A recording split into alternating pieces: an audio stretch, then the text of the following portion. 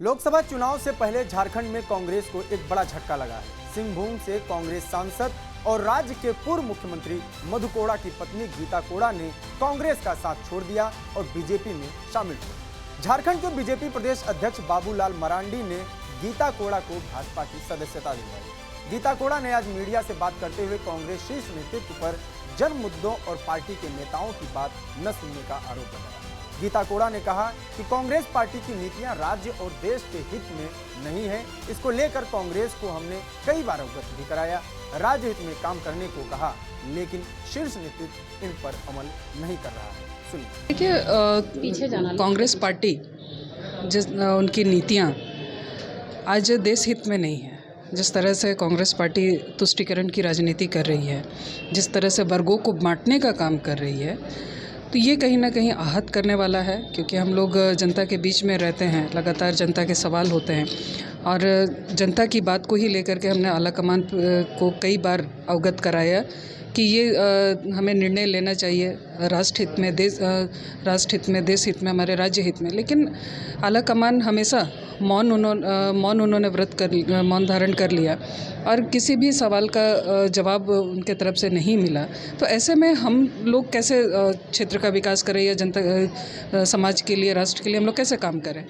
तो आदरणीय मोदी जी जिस तरह से सभी वर्गों को साथ लेकर के चल रहे हैं, जिस तरह से आज पूरे विश्व में उनके नेतृत्व को लोहा लोग मान रहे हैं, तो मुझे लगता है कि उनके ही नेतृत्व में हमारे झारखंड का विकास होगा, देश का विकास होगा। इन चुनाव से पहले लोग कहें कि चुनाव से पहले क्या ऐसा हुआ कि कांग्रेस को छोड़ना पड़ा? देखिए, इन चुनाव से पहले की बात नहीं है। हमने कई बार, जब से मैं पार्टी में हूँ, कांग्रेस पार्टी में जब से मैंने थी या मुझे जब से जिम्मेदारी दी गई कार्यकारिणी अध्यक्ष की, हमने लगातार कांग्रेस को अवगत कराने का प्रयास किया। यहाँ की समस्याओं से, जो यहाँ के लोगों की समस्याओं से अवगत कराने का प्रयास किया। लेकिन पार्टी कहीं भी सुनने को तैयार नहीं है, पार्टी मिलने को तैयार नहीं है, सुनने को तैयार नहीं है।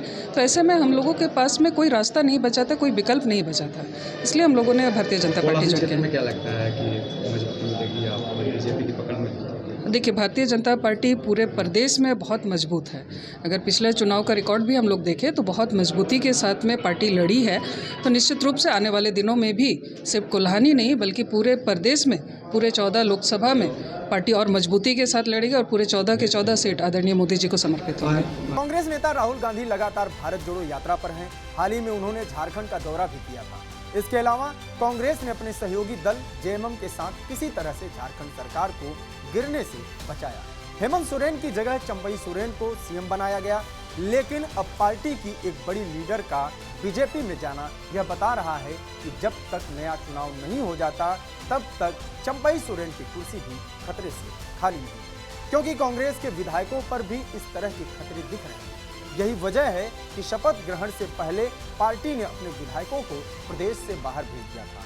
अभी भी यदि पार्टी में फूट होता है तो शायद ही कांग्रेस संभाल पाएगी। गीता कोड़ा ने बीजेपी ज्वाइन किया तो बीजेपी के प्रदेश अध्यक्ष बाबूलाल मरांडी ने स्वागत करते हुए कहा, गीता कोड़ा पहचान की मोहताज नहीं है, 2 बार विधायक रही हैं, सांसद बनी और काम कर रही हैं। वह कांग्रेस की कार्यकारी अध्यक्ष भी रही है। नरेंद्र मोदी के काम से प्रभावित होकर ही वह भाजपा में शामिल हुई। गीता कोड़ा के योगदान से कोल्हान ही नहीं, पूरे झारखंड में भाजपा को एक नई ताकत और ऊर्जा मिलेगी। गीता कोड़ा के बारे में भी जान लेते हैं। मधु कोड़ा सितंबर 2006 से अगस्त 2008 तक झारखंड के सीएम रहे। 2009 में वो भ्रष्टाचार के मामले में जेल गए। इसके बाद उनकी पत्नी गीता कोड़ा को राजनीति में उतरना पड़ा। गीता ने साल 2009 में जय भारत समानता पार्टी से विधानसभा चुनाव लड़ा। उनकी सीट थी जगन्नाथ। इस चुनाव में वो 25,000 वोटों से जीत हुई थी। इसके साथ ही वो सबसे कम उम्र की विधायक भी बनी।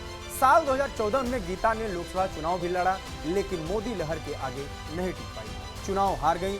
लेकिन साल 2019 के लोकसभा चुनाव में वो कांग्रेस के टिकट पर चुनाव लड़ी। इस चुनाव में गीता कोड़ा को जीत ली। इसके अलावा गीता कोड़ा झारखंड कांग्रेस की कार्यकारी अध्यक्ष भी रही, यानी एक बड़ा कद है झारखंड की राजनीति में कोड़ा परिवार का। लंबे समय से यह चर्चा थी कि वो बीजेपी के साथ आ सकती हैं। ये बात अलग है कि गीता इससे इनकार करती रही है। इसके पीछे के संकेत हाल ही में बने झारखंड की नई सरकार से मिले। हेमंत सोरेन ने इस्तीफा दिया तो चंपई सोरेन बने झारखंड के सीएम। लेकिन मंत्रिमंडल का विस्तार हुआ तो कांग्रेस से जो 4 मंत्री बनाए गए उनके खिलाफ पार्टी के ही 12 विधायक नाराज हो गए।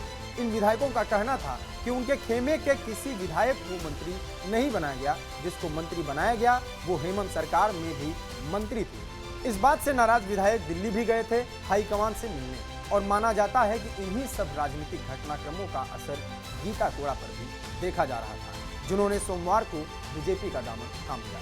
उन्होंने कांग्रेस हाईकमान पर अनदेखी और लापरवाही के भी आरोप लगाए।